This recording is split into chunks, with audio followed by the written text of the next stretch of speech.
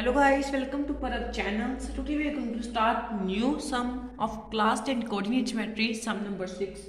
तो स्टेटमेंट क्या कहती है? Name the type of quadrilateral form if any by the following points and give reason for your answer. उन्होंने बोला कि क्वाड्रिलेटरल फॉर्म होगा. यहाँ पे क्वाड्रिलेटर के 4 पॉइंट्स दिए गए हैं. उन्होंने बोला कि हमें बताओ कि ये कौन सा वाला क्वाड्रिलेटर जो फॉर्म हो रहा है, क्या ये रेक्टेंगल फॉर्म हो रहा है, क्या ये स्क्वायर फॉर्म हो रहा है, या क्या कुछ भी फॉर्म हो रहा है. हमें 4 पॉइंट दिए, वो कौन कौन से हैं? ए है हमारा -1 -2, बी है 1 0, सी है -1 2 और डी हमें दी गया है -3 0. इन चारों पॉइंट्स की मदद से हमें बताना है कि ये जो शेप फॉर्म होगी इन चारों पॉइंट से, ये रेक्टेंगल की होगी या ये स्क्वायर की होगी या किसकी होगी, ये हमें सब कुछ बताना है. इसमें क्वेश्चन में पूछा गया है. ठीक है, तो चलिए देख लेते हैं ये कौन सी वाली शेप जो है फॉर्म होने वाली है. जैसे मान लो कि अगर हम इसको ये वाली इरेगुलर क्वाड्रिलेटर की कोई भी शेप दे दें. अभी हमें पता नहीं है कौन सा वाला है. इसको ए बी सी और डी की यहाँ पे नेमिंग दे दें. फिर यहाँ पे पॉइंट्स के नाम लिखते हैं -1 -2 1 0 -1 -2 -3 ये हमने पॉइंट्स के नाम दे दिए. अब हम क्या करेंगे, A B C C D और ए डी का डिस्टेंस फॉर्मूले से क्या करेंगे, इनका डिस्टेंस निकालेंगे और बाद में ए सी और बी डी का भी डिस्टेंस फॉर्मूले के डिस्टेंस निकालेंगे और हमें पता चल जाएगा कि कौन सा वाला क्वाड्रिलेटरल जो है फॉर्म हो रहा है. अगर हम बात करें ए डी की बात करें तो हमारी लाइन जो है कुछ इस प्रकार है, -1 -2 -3 0 ए और डी ऐसे पॉइंट्स है.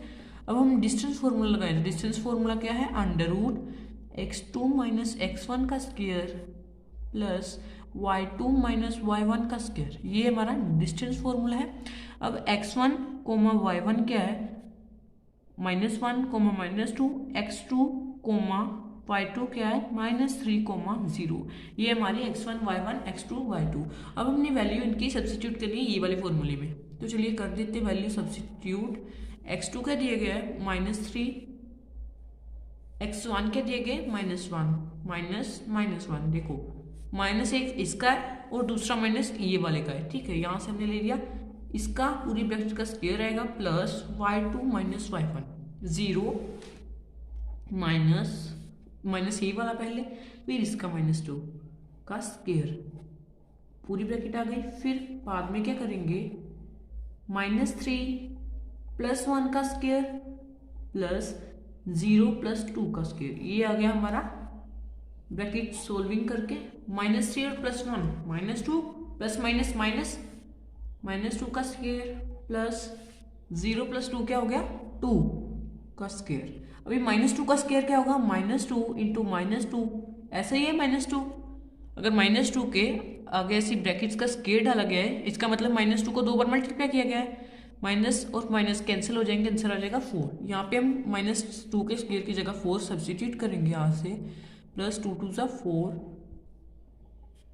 ठीक है, तो क्या आ जाएगा? आंसर 8 आ जाएगा. यानी AD की लेंथ कितनी आई? 8 आई है. AD ये वाली साइड की लेंथ कितनी आई है? √8. आगे हम BC CD सभी की लेंथ जो है फाइंड करेंगे और हमें पता चल जाएगा कि हमारे क्वाड्रिलेटर कौन सा है. अब हम किसकी साइड लेते हैं? CD DC ले लेते हैं. ठीक है, यहाँ से सीधा सीधा हो जाएगा -3 0 -1 2. क्या करेंगे हम? फिर से वही बात आ गई हमारे. डिस्टेंस फॉर्मूला लगाएंगे, x1 y1 x2 y2 late करेंगे और हमारा आंसर अपने आप आ जाएगा. तो चलिए डिस्टेंस फॉर्मूले से इनकी लेंथ भी फाइंड करते हैं और अपना आंसर निकालते हैं. x1 y1 = -3 0 x2 y2 = -1 2. ये हमारे x1 y1 x2 y2. अब हम निकालते हैं x2 - x1 -1 -3 का स्क्वायर. ऐसे ही आएगा ना, -1 माइनस ये देखो -1, यहाँ पे -1 आ गया, माइनस ये वाला, फिर -3 ये वाला, ऐसे आ जाएगा प्लस y2 - y1 y2 2 है और y1 0 2 - 0 का स्क्वायर. ये आ गया हमारा x2 - x1 और y2 - y1. यही हमारा आंसर आ गया. अब हम क्या करते हैं, √-1 प्लस 3 का स्क्वायर प्लस 2 माइनस 0 का स्क्वायर, 2 का स्क्वायर आ गया यहाँ पे भी। अब क्या आया यहाँ पे, प्लस माइनस माइनस हो गया, 2 का स्क्वायर प्लस 2 का स्क्वायर, क्या आ गया 2 2 ज़ा 4 प्लस 2 2 ज़ा 4। देखो हमें पता है ना 2 का स्क्वायर, यहाँ पे अगर 2 के ऊपर स्क्वायर लगा हो तो इसका मतलब होता है 2 × 2। अगर 2 के ऊपर क्यूब लगा हो तो क्या मतलब है 2 × 2 × 2। अगर यहाँ पे 2 के ऊपर क्यूब लगा हो तो यानी 2 को 3 बार मल्टीप्लाई करना है, ठीक है। ऐसे हमने निकाल देना, मैं ऐसे क्लैरिफिकेशन के लिए बोल रहा हूँ। यानी अब साइड किसकी आ गई, CD की लेंथ आ गई √8 और यहाँ पे कितनी आई थी, AD की भी √8 आई थी, अभी CD की, इसकी भी √8 है, इसकी भी √8 है। इनकी फाइंड करते हैं, फिर बता इसकी भी √8 है, इसकी भी √8 है, इन दोनों की फाइंड करते हैं और हमें पता चल जाएगा कि ये कौन सी शेप जो है हमारी फॉर्म हो रही है। तो चलिए पता लगा लेते हैं। फिर यहाँ पे अब हम इसकी साइड फाइंड करने वाले हैं BC की, BC की अभी हम लेंथ फाइंड करेंगे और हमारा सोल्यूशन निकल आएगा। एक एक करके हम सारी साइड ऐसे ही निकालते जाएंगे। BC यहाँ पे मैं नीचे पॉइंट्स लिख लेता हूँ। BC का पॉइंट क्या है, यहाँ से देखिए B 1,0 और C -1,2 नीचे मैं लिख रहा हूँ, ठीक है। ये मैं लिखती हूँ 1,0 और -1,2, यहाँ पे मैंने नीचे लिख दी है 1,0 और -1,2। यहाँ पे लिख लेते हैं x1, y1, x2, y2। Distance formula लगाते हैं और अपना सोल्यूशन निकालते हैं। x2 - x1 plus y2 - y1, यही फॉर्मूला लगाना है। x2 - x1 -1 का स्क्वायर प्लस y2 - y1 2 - 0 का स्क्वायर। ऐसे हम पूरा आगे सोल्यूशन निकालेंगे। -1 और -1 -2 का स्क्वायर प्लस 2 - 0 2 का स्क्वायर। अब मैंने आपको पहले भी बताया था कि -2 का स्क्वायर क्या होता है, एक बार फिर से बता देता हूँ आपकी क्लैरिफिकेशन के लिए। अगर ऊपर स्क्वायर की पावर लगी हो तो इसका मतलब है ये जो चीज़ जो ब्रैकेट में दी गई है उसको 2 बार मल्टीप्लाई कर देना है। -2 × -2 स्क्वायर, माइनस कैंसिल हो जाएगा और आंसर आ जाएगा हमारा 4। यानी -2 की स्क्वायर की जगह हमें क्या भर देना है 4 प्लस 2 का स्क्वायर क्या आ जाएगा 4 √8। अभी इस साइड की भी √8, इसकी भी √8, इसकी भी √8। अब इसकी निकालते हैं और थोड़ी क्लैरिफिकेशन और करते हैं। यानी B और A की, AB की हमने क्या करनी है, लेंथ जो है फाइंड करनी है। A -1, -2, B 1, 0। ये सभी भी हम डिस्टेंस फॉर्मूला लगा रहे हैं। अगर ये साइड और ये साइड इक्वल आ गई, इसका मतलब है थोड़ी सी क्लैरिफिकेशन होगी कि ये जो है स्क्वायर है या रोम्बस है। बट अगर इनके डायगोनल्स भी आपस में इक्वल आ गए, इसका मतलब ये स्क्वायर ही है। अगर इसके डायगोनल इक्वल ना आए, अगर इसके डायगोनल इक्वल नहीं आते हैं तो इसका मतलब ये है कि ये जो साइड है, ये जो क्वाड्रेटर फॉर्म होता है, ये रोम्बस है। बट अगर इनकी साइड भी आपस में इक्वल है और जो इनके डायगोनल है वो भी इक्वल है, इसका मतलब ये जो शेप फॉर्म हो रही है ये स्क्वायर की शेप है, ठीक है। नीचे मैंने यहाँ पे लिख ली है A और B, इसको लेट कर लेते हैं x1, y1, x2, y2। Simple distance formula लगाते हैं AB की लेंथ फाइंड करने के लिए। √x2 - x1 1 -1 का स्क्वायर, ऐसे आएगा ना। x2 1 माइनस ये वाला लगेगा, एक ये वाला माइनस लग जाएगा। x2 -1 is equal to y2 - y1 ऐसे लगेगा, प्लस y2 - y1 यानी 0 -2 का स्क्वायर। अब लेंथ क्या आ जाएगी AB की लेंथ आ जाएगी माइनस ये आ जाएगा, माइनस प्लस हो जाएगा, प्लस 2 का स्क्वायर। अब AB की लेंथ आ जाएगी √2 का स्क्वायर प्लस 2 का स्क्वायर। AB की लेंथ कितनी आ जाएगी 2 2 ज़ा 4 प्लस 2 2 ज़ा 4, 2 का स्क्वायर 2 × 2 दैट इज 4। यहाँ पे लेंथ आ गई √AB की लेंथ कितनी आ गई अभी AB की लेंथ कितनी आई अभी √8, ठीक है। AB की भी लेंथ √8 आई। ऊपर से अगर हम देखें तो किसकी लेंथ है AD की, CD की, BC की और BA की लेंथ, ये सभी की लेंथ कितनी आई है √8। अब हम किसकी लेंथ फाइंड करेंगे, AC और BD की। अगर हमने लेंथ फाइंड कर ली तो हमें पता चल जाएगा अगर BD और AC यानी डायगोनल्स की लेंथ इक्वल हुई तो इसका मतलब ये शेप है ये स्क्वायर की है। अगर BD और AC की लेंथ जो सेम नहीं हुई, इसका मतलब जो ये शेप है ये किसकी है, रोम्बस की है। तो चलिए अभी इनके डायगोनल्स की लेंथ फाइंड करते हैं। सबसे पहले हम यहाँ पे डायगोनल्स को ड्रॉ कर लेते हैं। डायगोनल्स कौन कौन से हैं, A C B D, ये है हमारे डायगोनल्स, ठीक है। ए सी और बी डी हमारे डायगोनल्स हैं। इसको मैं दूसरे पेज पे नोट कर लेता हूँ, इनके डायगोनल्स को। ए सी इनका डायगोनल है, ए सी और लेंथ नोट कर लेते हैं उसकी, ए सी की, ए -1, -2, सी के पॉइंट्स क्या है, -1, 2, और दूसरी जो कौन सी है, दूसरी हमारी है बी डी, उनकी लेंथ क्या है, बी की है 1, 0 और डी की क्या है -3, 0। ये इनके कोऑर्डिनेट्स मैंने नोट कर लिए। अब हम सिंपली इनके क्या निकाल लेंगे, वैल्यूज निकाल लेंगे और हमें पता चल जाएगा। अगर ए सी और बी डी की लेंथ जो है सेम आ रही है, इसका मतलब जो है ये जो है स्क्वायर की शेप थी। बट अगर इन दोनों की लेंथ सेम नहीं आती, इसका मतलब ये जो शेप है वो रोम्बस की थी। चलिए इनकी लेंथ निकालते हैं डिस्टेंस फॉर्मूले से। तो इनकी पहले लेंथ निकालते हैं डिस्टेंस फॉर्मूले से ए सी की। इसको लेट कर लेते हैं x1, y1, x2, y2। अब डिस्टेंस फॉर्मूला लगाते हैं और इनकी लेंथ निकाल लेते हैं। x2 - x1 का स्क्वायर प्लस y2 - y1 का स्क्वायर, यही है हमारा डिस्टेंस फॉर्मूला। सभी में हमने यही अप्लाई किया है। तो x2 - x1 -1 का स्क्वायर प्लस y2 - y1 2 + 2 का स्क्वायर, माइनस माइनस हो गया ना प्लस, तो क्या आ जाएगा हमारा इधर -1 + 1, -1 + 1 क्या आ जाएगा 0, और 2 + 2 का यहाँ पे कितना आ जाएगा 4 का स्क्वायर, दैट इज √16। और दूसरी तरफ क्या आएगा हमारा, दूसरी तरफ अगर हम यहाँ से वैल्यू उठाएं b और d की, यानी इसको लेट कर लेते हैं x1, y1, इसको करते हैं x2, y2, x2 - x1 + y2 - y1 का यहाँ पे निकालते हैं। क्या आएगा हमारा x2 - x1, x2 कितना है -3, -1 का स्क्वायर प्लस 0 - 0 का स्क्वायर, इतना ही है।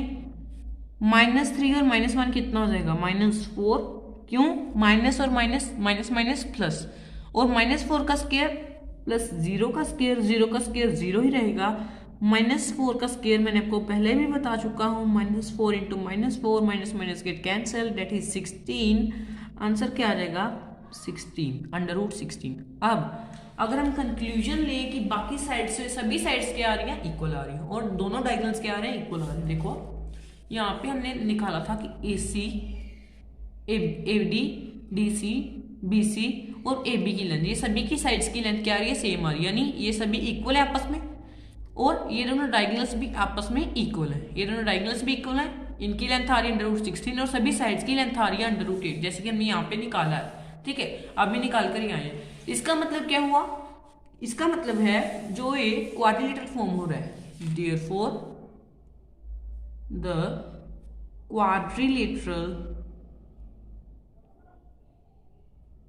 quadrilateral formed is in the shape of sphere। Clear, ये हमारा ये पार्ट जो है अच्छे तरीके से हमने सोल्व कर लिया। एक बार फिर से मैं आपको एक बार दिखा देता हूँ कि कहाँ से कैसे सोल्व किया है। यहाँ पे हमने क्या किया, इस जो ये वाली हमने डायग्राम बनाई थी, सभी साइड्स पे डिस्टेंस फॉर्मूला लगाया, जो लेंथ था सभी की इक्वल आई, इन डायगोनल्स पे भी डिस्टेंस फॉर्मूला लगाया, डायगोनल्स की भी लेंथ इक्वल आ गई। इसका मतलब हमने इससे कंक्लूजन निकाला, हमें प्रॉपर्टी ऑफ स्क्वायर के बारे में पता था कि स्क्वायर की सभी साइड्स जो है आपस में इक्वल होती हैं, और स्क्वायर के सभी दोनों डायगोनल्स जो होते हैं आपस में इक्वल होते हैं। इसका मतलब जो है क्वाड्रिलेटरल फॉर्म्ड है वो स्क्वायर की शेप में। ठीक है, ये हमने कर लिया अच्छे तरीके से क्लियर। और दूसरी यहाँ में हमने निकाला कि डायगोनल्स की लेंथ जो है आपस में इक्वल है। अब हम इसका बी पार्ट शुरू करते हैं। बी पार्ट क्या बोलता है, बी पार्ट में भी अलग पॉइंट दिए गए। बी पार्ट में कौन कौन से पॉइंट दिए गए हैं, -a को अभी फिर से यहाँ पे हम लेट कर लेते हैं, a -3,5, b है हमारा 3,1, c है हमारा 0,3 और d है हमारा -1, -4। ये हमने लिख दिया अपने कोऑर्डिनेट्स ABCD पॉइंट की। ऐसे एक शेप ड्रॉ कर लेते हैं किसी भी, ऐसे हमें पता नहीं अभी कौन सा है, इसको A, B, C, D, इनको नाम देते हैं -3,5, 3,1, 0,3, -1, -4। सभी की लेंथ निकालते हैं, डायगोनल्स की लेंथ निकालते हैं, पता खुद ब खुद ही चल जाएगा कि कौन सी शेप जो फॉर्म हो रही है। ठीक है, सबसे पहले फाइंड करते हैं ए बी की। ए बी की अगर डिस्टेंस फॉर्मूला लगाए under root x2 minus x1 plus y2 minus y1 का स्क्वायर, इनका भी स्क्वायर है। ठीक है, अब ए बी है हमारा, यहाँ पे लिख सकते हैं A B minus 3,5 3,1 x1 y1 x2 y2 क्या आएगा हमारा A B is equal to x2 minus x1 plus y2 minus y1 3 plus 3 का स्क्वायर। क्यों, यहाँ पे माइनस था, यहाँ पे माइनस था, माइनस माइनस हो गया plus, plus y2 minus y1 1 minus 5 का स्क्वायर। ए बी की वैल्यू क्या आएगी अंडर रूट 3 प्लस 3 6 का स्क्वायर प्लस माइनस 4 का स्क्वायर। 6 6 से 36 प्लस माइनस 4 इंटू माइनस 4 16। अब क्या आएगी 36 प्लस 16 6 6 12 3 1 4 5 52 आ जाएगी अंडर रूट 52 इसकी वैल्यू आ जाएगी। ये आ गया हमारा ए बी की वैल्यू। कैसे अंडर रूट 6 6 से 36 minus 4 into minus 4 that is under root 16 में आ जाएगा ये भी। अब 36 और 16 को प्लस करेंगे 6 6 12 3 4 5 अंडर रूट 52 इसकी वैल्यू होगी ए बी की। ये वाली लेंथ कितनी आई है अंडर रूट 52 ए बी की इतनी। ये वाली लेंथ कितनी है अंडर रूट 52। अब बी सी की, सी डी की और डी ए की फाइंड करते हैं। अगर हमें पता चल जाएगा कि फिर ये कौन सा है, ये क्वाड्रेटर जो है फॉर्म हो रहा है। तो चलिए इसकी भी लेंथ निकाल लेते हैं। बहुत सिंपल है क्वेश्चन, बस इसमें डिस्टेंस फॉर्मूला लगता जाएगा। बट एक बात है कि हमने वैल्यूज जो है अगर हमारी एक दो भी इधर गलत हो गई तो हमारा पूरा क्वाड्रिलेटरल जो है गलत हो जाएगा और हमारे जो आंसर है सोल्यूशन है हमारा बहुत ज़्यादा गलत आ सकता है। ये आ जाएगा हमारा x1 y1 x2 y2 x2 minus x1 0 minus 3 का square plus y2 minus y1 3 minus 1 का स्क्वायर। 3 का स्क्वायर माइनस 3 का स्क्वायर यहाँ पे आ जाएगा, 2 का स्क्वायर यहाँ पे आ जाएगा, 3 3 9। ये हमें पता है ना माइनस 3 का स्क्वायर, मैंने इस वीडियो में पहले भी आपको कितनी बार बताया है। Minus minus get cancel, answer आ जाएगा हमारा 9। ठीक है, यहाँ से अब 3 3 9 प्लस 2 2 4 13 आ जाएगा। ठीक है, 9 प्लस 4 13 है, इसका आंसर आ जाएगा 13।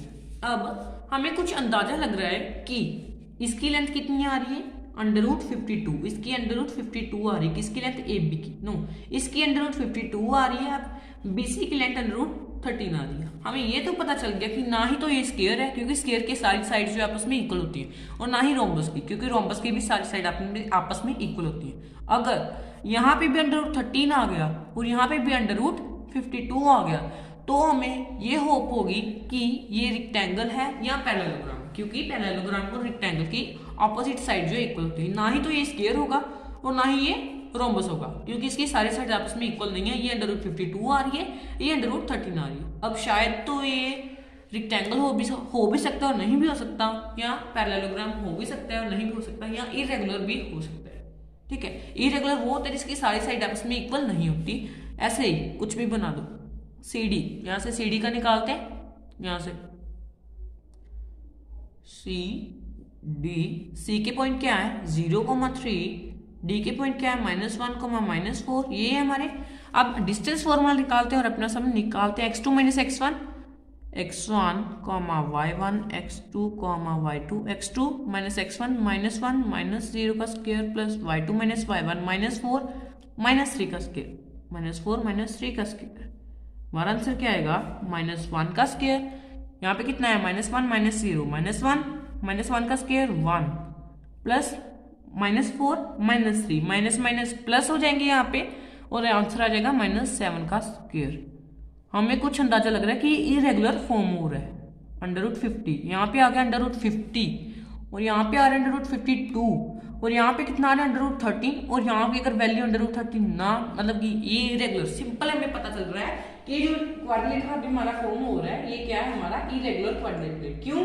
क्योंकि इसकी तीन साइड्स जो है आपस में इक्वल नहीं आ रही। इसका मतलब क्या है कि ये जो क्वाड्रिलेटरल हमारा फॉर्म हो रहा है, फॉर्म होने जा रहा है, ये क्या हमारा क्वाड्रिलेटरल नहीं है, यहाँ हम बोल सकते हैं इरेगुलर क्वाड्रिलेटरल। इसलिए इसकी लेंथ हमें फॉर्मेलिटी के लिए करनी पड़ेगी, क्योंकि हमें सारी लेंथ फाइंड करनी पड़ेगी। डायगोनल्स की चाहे आप नहीं करो कोई बात नहीं है। ए डी, ए की पॉइंट्स क्या है -3,5, डी के पॉइंट क्या है -1, ठीक है, ये पॉइंट्स है हमारे। हम अभी नेक्स्ट पेज पे इसको सोल्व करते हैं। यहाँ पे नीचे वाले पॉइंट्स हम यहाँ पे याद रखेंगे, ये वाले पॉइंट्स हमने यहाँ पे लिख रखे हैं। अब मैं इससे देखकर आपको पूरा सोल्यूशन जो है बताऊंगा।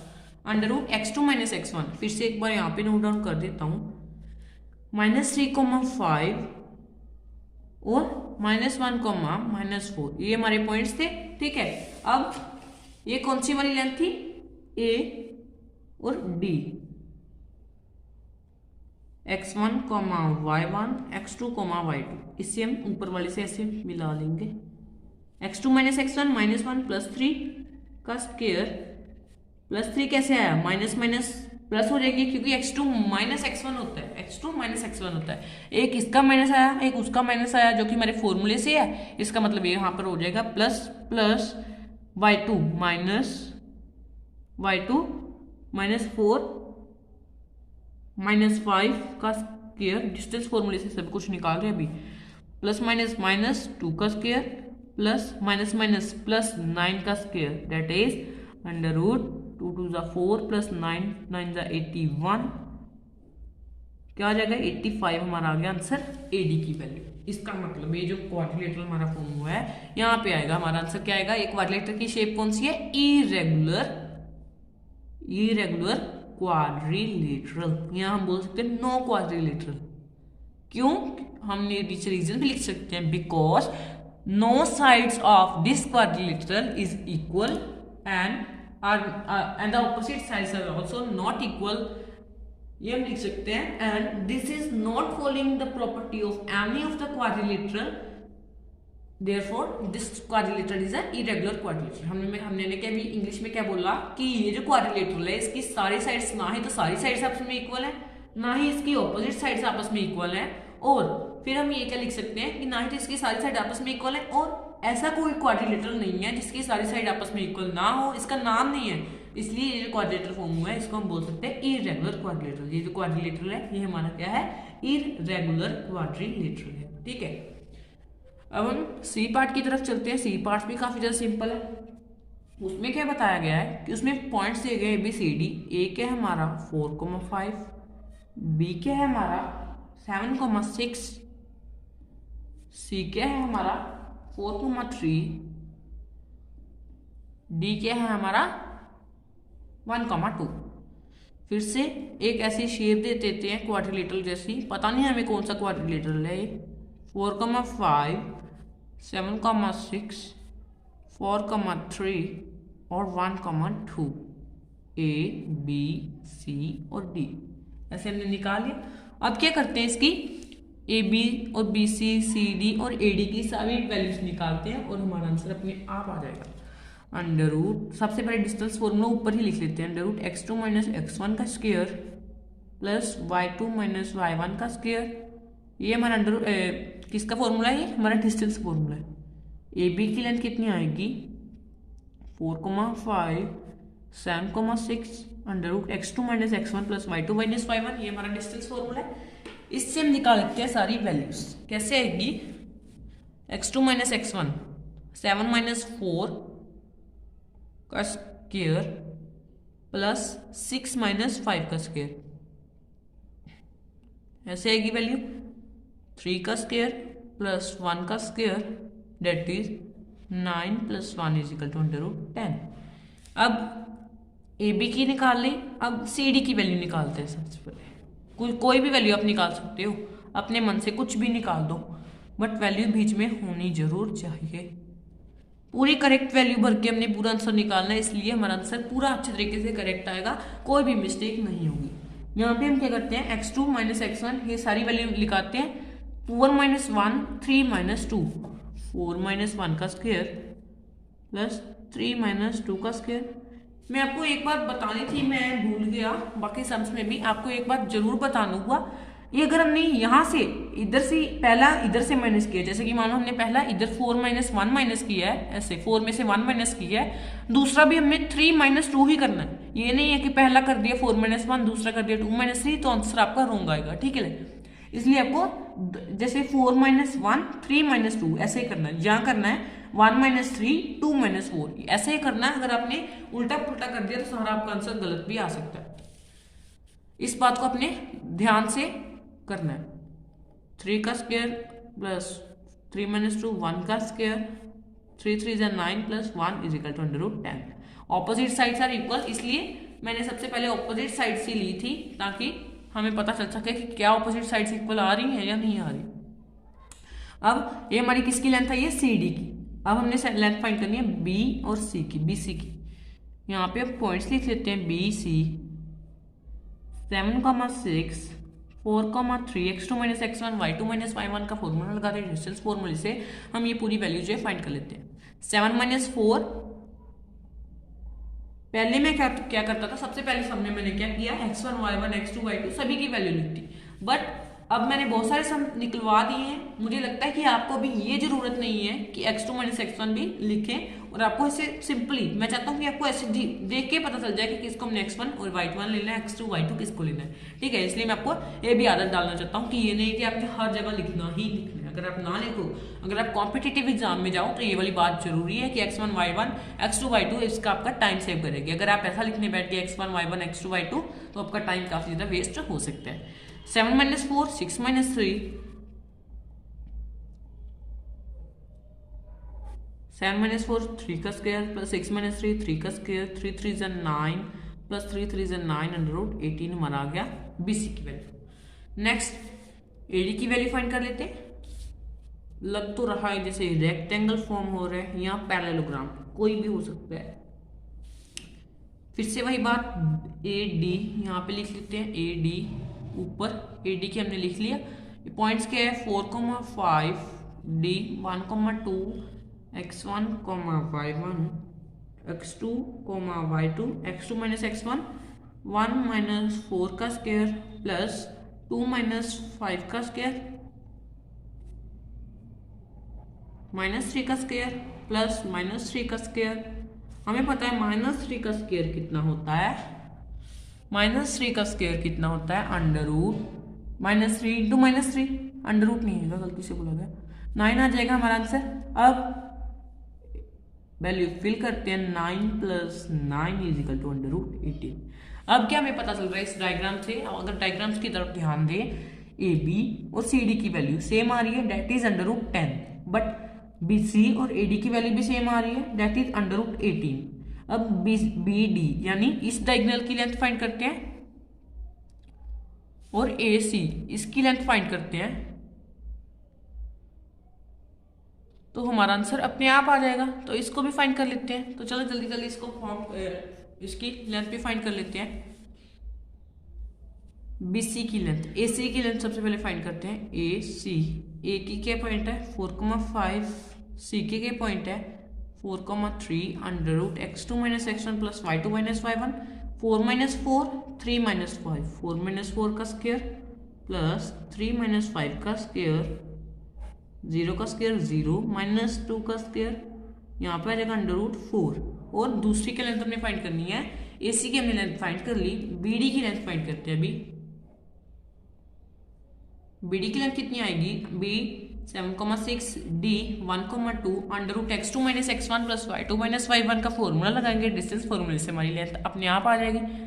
x2 - x1 7 - 1 का स्क्वायर प्लस y2 - y1 6 - 2 का स्क्वायर, आंसर क्या आ जाएगा 6 का स्क्वायर प्लस 4 का स्क्वायर, 36 + 16 36 + 16 3, 4, 5 डेट इज √52। ये आ गई हमारी सबसे ऊपर वाली की वैल्यू कितनी आई डायगोनल की, उस डायगोनल की हमारी वैल्यू है √4, ठीक है। और दूसरे वाली डायगोनल की हमारी वैल्यू कितनी आई है, इसकी आई √52। डायगोनल्स दोनों की इक्वल नहीं है, साइड्स ऑपोजिट साइड सभी की इक्वल है, इसका मतलब ये जो क्वाड्रिलेटरल फॉर्म हो रहा है ये हमारा हो रहा है क्वाड्रिलेटरल पैरेललोग्राम, ठीक है। क्वाड्रिलेटरल फॉर्म हुआ है हमारा जो है पैरेललोग्राम।